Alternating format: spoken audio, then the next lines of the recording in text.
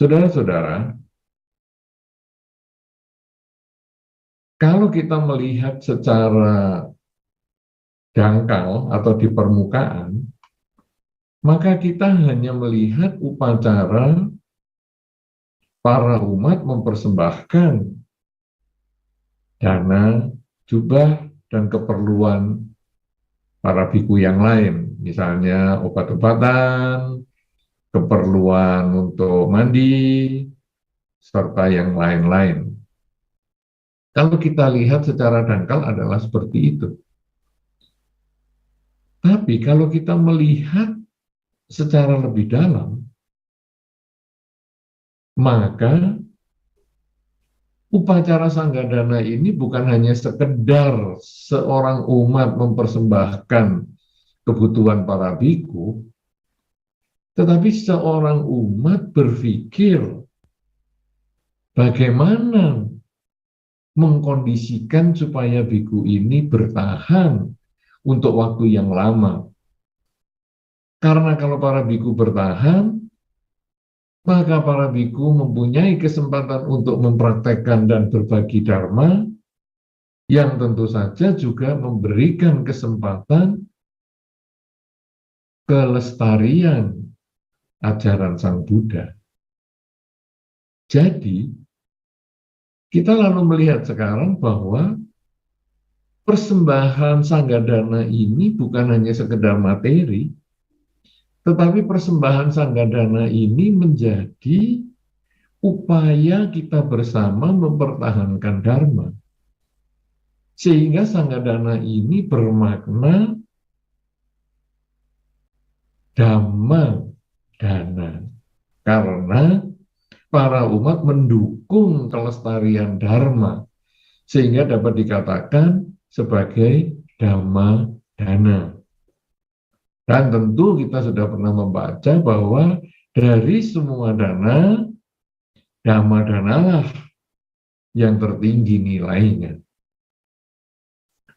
Saudara-saudara, kadang-kadang memang di antara kita ada yang pandai berceramah, sehingga dia bisa mengisi kehidupannya dengan berbuat kebaikan, dengan berbagi dharma, dengan ceramah di satu tempat, tempat lain, dan sebagainya.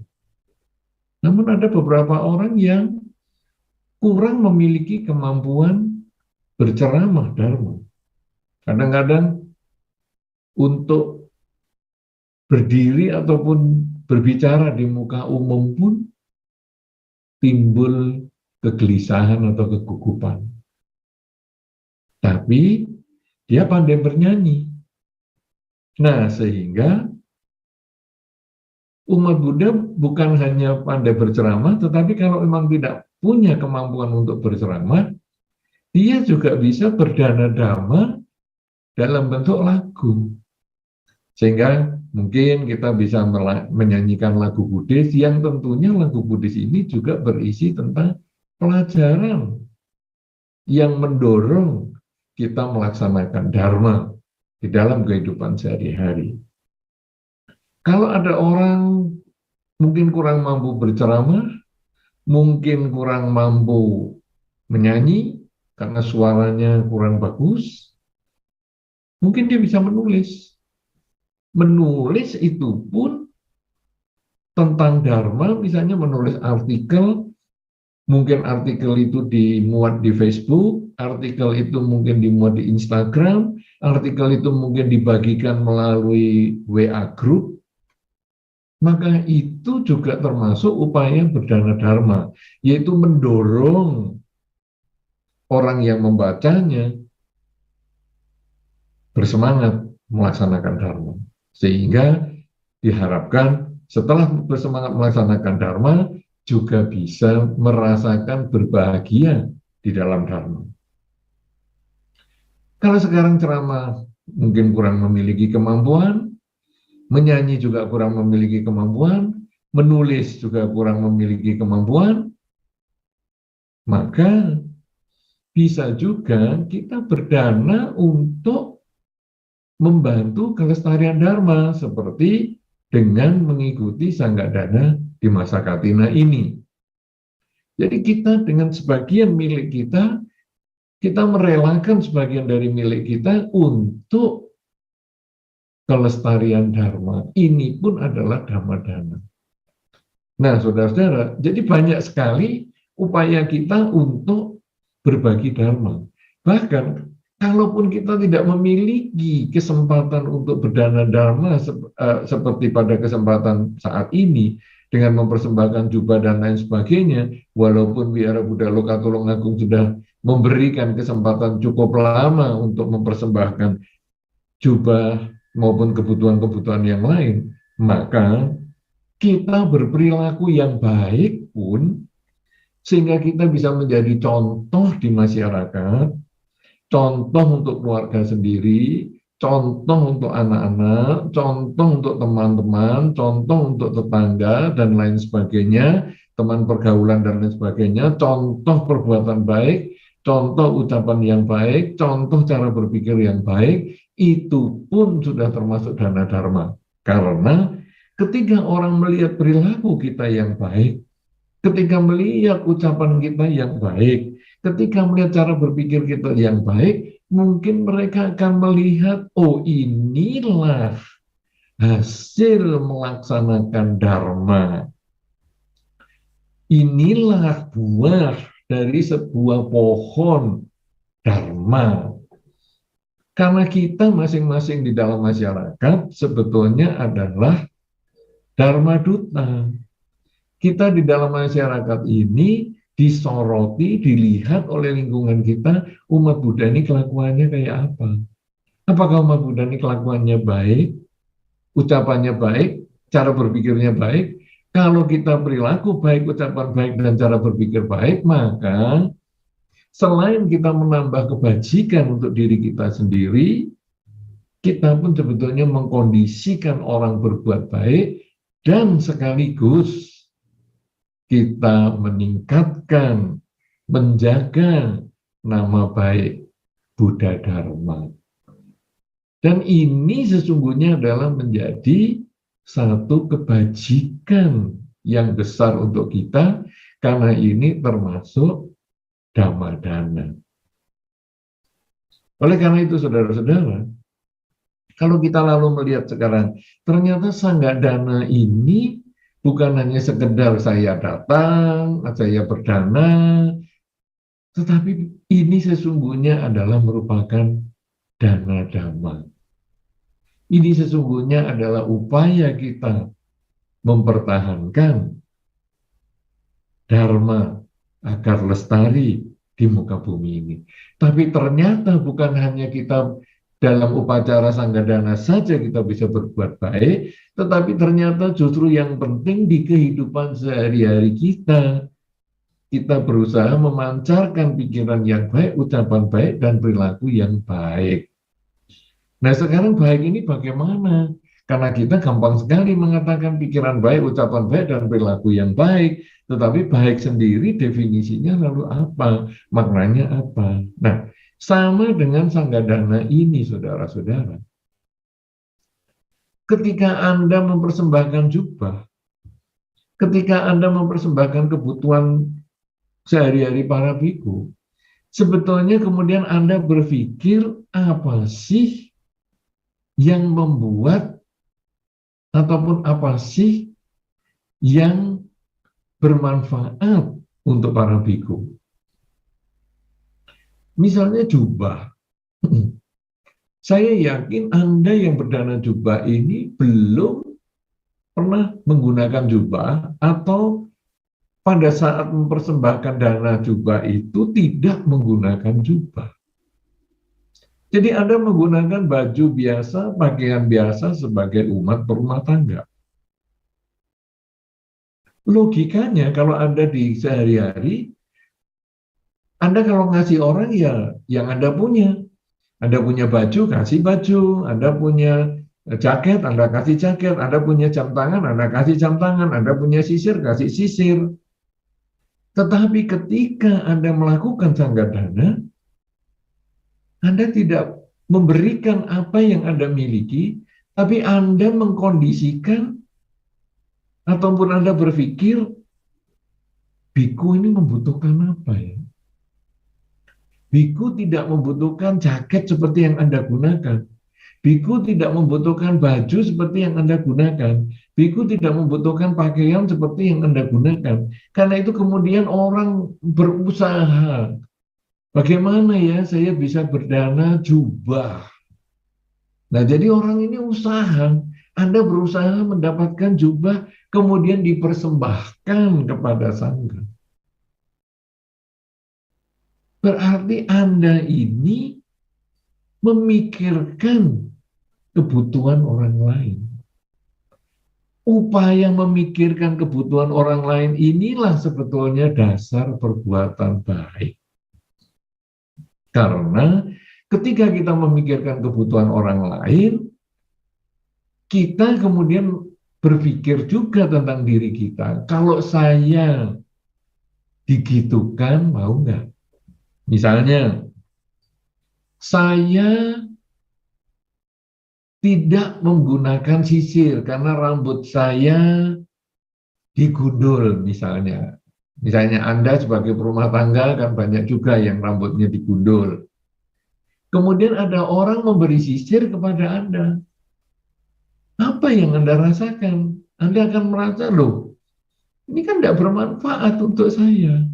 Nah, tapi ketika misalnya rambut Anda gundul ini karena rontok, sering rontok, bukan karena dicukur, kemudian orang itu memberikan obat supaya rambut Anda tumbuh, maka itu bermanfaat. Walaupun orang yang memberikan obat itu rambutnya sudah lebat, tetapi melihat Anda yang rambutnya rontok, dia berdana obat untuk penumbuh rambut, maka dia sesungguhnya memikirkan tentang Anda. Dan ketika Anda menerima obat penumbuh rambut itu, Anda bahagia. Karena memang inilah yang saya perlukan. Nah, ketika Anda memerlukan dan Anda mendapatkan, timbullah rasa bahagia. Sebaliknya ketika Anda mendapatkan hal-hal yang tidak Anda perlukan, maka kebahagiaan itu berkurang, bahkan mungkin kita tidak bahagia. Dan inilah sebetulnya yang kita latih cara berpikir ini ketika kita melakukan sanggadana. Bahwa biku tidak butuh jaket, biku tidak butuh pakaian perumah tangga, tetapi biku membutuhkan jubah. Kalau gitu saya usahakan saya memberikan jubah dan saya persembahkan. Dan ini sebetulnya adalah latihan. Di satu tempat, misalnya Wihara Buddha Loka Tulungagung mengadakan acara sanggadana di masa Katina sekali dalam setahun. Tetapi wihara-wihara lain juga mengadakan sekali dalam setahun. Kita seorang umat Buddha boleh mengikuti upacara sanggadana di masa Katina ini di berbagai wihara, sehingga kita terlatih untuk selalu berpikir bagaimana sih membahagiakan orang lain. Karena membahagiakan orang lain sama dengan membahagiakan diri sendiri. Ketika kita memberi kepada orang lain dan orang itu tersenyum karena sesuai dengan yang diperlukan, maka kita pun juga merasa bahagia. Nah, jadi sekarang selain kita mengikuti acara di satu wihara atau mungkin lebih ada wihara-wihara lain dan sebagainya, bisa 10 wihara, 20 wihara dan sebagainya, tapi sesungguhnya nanti kita berpikir untuk kebahagiaan orang lain itu juga kita lakukan sepanjang waktu, sepanjang hari, seumur hidup kita. Sehingga kita berpikirlah juga bahwa kalau saya tidak mau dipikir seperti itu, maka saya juga jangan mikir orang lain seperti itu. Karena diri sendiri tidak mau disakiti, orang lain juga sama punya perasaan yang sama, tidak mau disakiti. Sebaliknya diri sendiri ingin berbahagia, maka orang lain pun juga ingin bahagia yang sama. Nah, jadi kita kemudian melakukan itu di dalam kehidupan sehari-hari. Tadi dilatih di dengan sanggadana di masa Katina, tapi kita kemudian melatih ini dalam kehidupan sehari-hari. ucapan-ucapan yang saya tidak mau mendengarkan karena tidak sesuai dengan yang saya harapkan, maka saya juga tidak ucapkan hal itu kepada orang lain, karena orang lain pun tentu tidak menyenangi kata-kata yang seperti itu. Tindakan yang saya juga tidak suka untuk menerima, saya pun juga tidak melakukan itu untuk orang lain. Kalau kita bisa selalu berpikir demikian, kita selalu bisa berbicara demikian, kita bisa selalu bertindak seperti itu, maka upacara Sanggadana di masa Katina ini menjadi punya makna yang besar. Selain kita berdana kepada Sangga, selain kita mempersembahkan dana kepada Sangga, tetapi kita sudah mengubah perilaku kita, mengubah cara berbicara kita, mengubah cara berpikir kita, sehingga dana di masa Katina ini menjadi inspirasi untuk kita melakukan kebajikan sepanjang hari, sepanjang waktu, seumur hidup kita, yaitu berpikir kalau diri sendiri tidak mau disakiti, jangan menyakiti orang lain. Kalau diri sendiri ingin bahagia, orang lain pun juga ingin mendapatkan kebahagiaan, dan kita hendaknya bisa menjadi sumber kebahagiaan untuk orang lain, kita menjadi sumber kebahagiaan untuk lingkungan kita, sumber kebahagiaan untuk semua makhluk di sekitar kita, bukan menjadi sumber penderitaan untuk orang lain maupun semua makhluk di sekitar kita. Kalau hal ini kita bisa lakukan, maka kita menjadi contoh nyata umat Buddha di lingkungan kita masing-masing. Orang akan melihat, wih, umat Buddha luar biasa, karena umat Buddha ternyata menjadi umat yang baik, baik pikirannya, baik di dalam berbicara, tutur sapanya, baik di dalam perbuatannya, dan ini akan mengangkat nama baik Buddha Dharma, mengangkat nama guru Buddha Gotama, mengangkat nama ajaran Sang Buddha ini di dalam masyarakat sehingga mempunyai nama baik. Dan itu adalah merupakan dhamma dana. Tanpa kita berceramah, tanpa kita menyanyi, tanpa kita menulis buku, tanpa kita berdana kepada para biku dan sebagainya, tapi dengan pikiran baik, ucapan baik, dan perilaku yang baik, sehingga menjadi contoh nyata di dalam masyarakat seorang umat Buddha yang baik, itu sudah termasuk dhamma dana. Dan itu adalah dana yang tertinggi di dalam konsep berdana di ajaran Sang Buddha. Oleh karena itu, saudara-saudara, janganlah kita hanya berhenti pada upacara Sanggadana di masa Katina pada hari ini, atau mungkin upacara Sanggadana di masa Katina pada hari-hari yang lain, di wihara-wihara yang berbeda. Jangan hanya berhenti di situ. Saya sangat-sangat menyarankan, jadikanlah upacara Sanggadana ini saat perubahan pikiran kita untuk menjadi orang yang berpikir demi kebahagiaan makhluk lain. Karena itu, kalau kita bisa seperti inilah, saudara, kita sudah melaksanakan dharma yang memberikan manfaat untuk diri kita dan orang lain. Dan di dalam dhamma juga disampaikan bahwa mereka yang melakukan kebajikan terus-menerus sampai akhir kehidupan, maka orang itu akan memperoleh kebahagiaan. Karena pelaku kebajikan akan memperoleh kebahagiaan. Sebagaimana yang disampaikan di dalam hukum sebab akibat ataupun hukum karma, bahwa sesuai dengan benih yang ditabur, itulah buah yang akan kita panen. Pelaku kebajikan memperoleh kebahagiaan. Kalau kita selalu melakukan kebajikan ini dengan pikiran, ucapan, dan perilaku kita mulai sekarang sampai selama-lamanya, bukan hanya ikut Sanggadana saja, tetapi kita selalu ingat untuk berbuat baik kepada lingkungan dan lain sebagainya, kepada semua makhluk, maka di dalam kehidupan ini kita akan memperoleh kebahagiaan, dan setelah kehidupan ini kita juga akan merasakan kelahiran di alam bahagia. Kelahiran di alam bahagia bisa lahir di alam surga, juga bisa terlahir di alam manusia yang kondisinya nyaman, sehingga kita dimanapun kita terlahir, hidup kita penuh kebahagiaan.